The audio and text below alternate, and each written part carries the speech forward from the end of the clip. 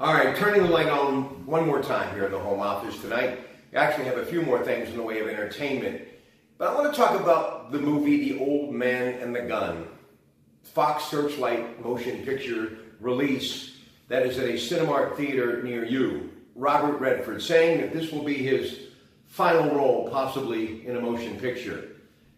And that really kind of was unsettling to me because he has a lot of living to do and he will continue to direct. And I'm sure if the right part would come along, why not, right?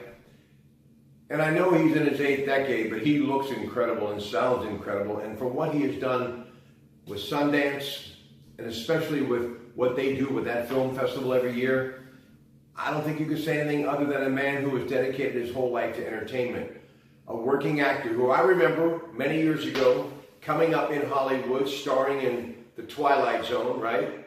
And also alongside those early roles with people like Jane Fonda.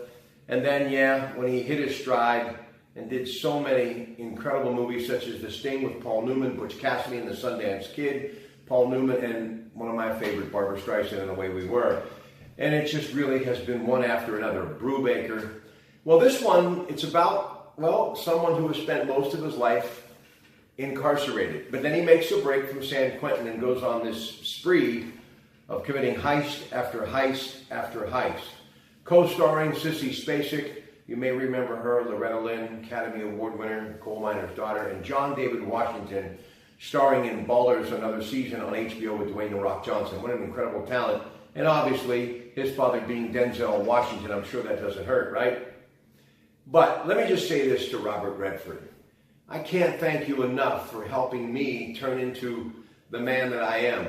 And many times, sitting in that chair in a movie theater, just saying, man, this is a guy you would love to hang out with, right?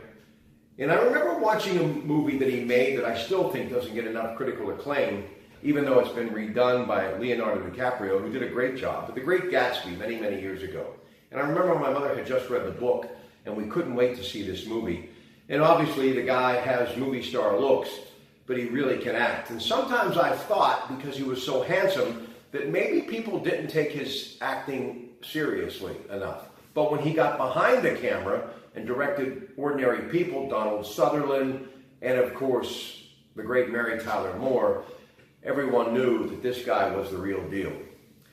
I sure hope that you continue to do something, and I'm sure you will direct, and if the right role comes along, you'll be there, and you'll continue to promote the Sundance Film Festival.